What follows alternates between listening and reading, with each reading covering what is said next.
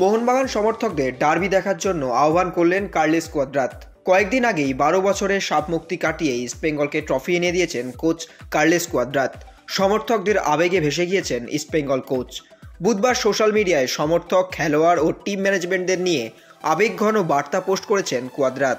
তিনি লেখেন, টিম, খেলোয়াড়, স্টাফ এবং ম্যানেজমেন্টদের ধন্যবাদ যারা এটি সম্ভব করেছেন। কয়েক মাস আগে যখন আমরা কলকাতায় পৌঁছেছিলাম তখন সেই সমস্ত মানুষদের ধন্যবাদ যারা আমাদের ওপর বিশ্বাস করেছেন। সেই সমস্ত সমর্থকদের অনেক অনেক ধন্যবাদ যারা আমাদের সমর্থন করার জন্য এত দীর্ঘ রাস্তা ভ্রমণ করেছেন এবং ফাইনাল ম্যাচে আমাদের ক্যাপ্টেন ক্লেইটন সিলভার অতিরিক্ত সময় 111 মিনিটে জয়সূচক গোল করার জন্য তাকে ধন্যবাদ। এছাড়াও কার্লোস কোয়াদ্রাত তার চিরপ্রতিদ্বন্দ্বী দল মোহনবাগান সমর্থকদের প্রশংসা জানিয়েছেন। তিনি বলেন, মোহনবাগান সমর্থকদের ধন্যবাদ যারা আমাদের পুনরুত্থানের জন্য আনন্দ দেখিয়েছে। বড় ক্লাবগুলির মধ্যে বড় প্রতিদ্বন্দ্বিতা প্রয়োজন এবং ইস্টবেঙ্গল আবার শক্তিশালী হয়ে ফিরে এসেছে, যা ভারতীয় ফুটবলের জন্য খুবই ইতিবাচক। আইএসএলে শীঘ্রই আমাদের একটি বড় ম্যাচ রয়েছে। আসুন আমরা সবাই একসাথে খেলাটা উপভোগ করি এবং সল্টলেক স্টেডিয়ামে আপনারা মাঠ ভর্তি করে আসুন।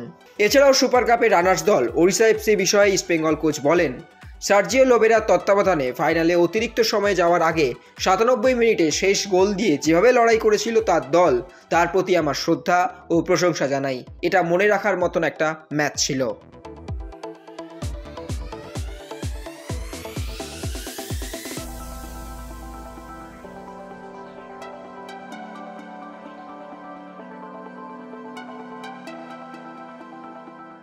Extra time.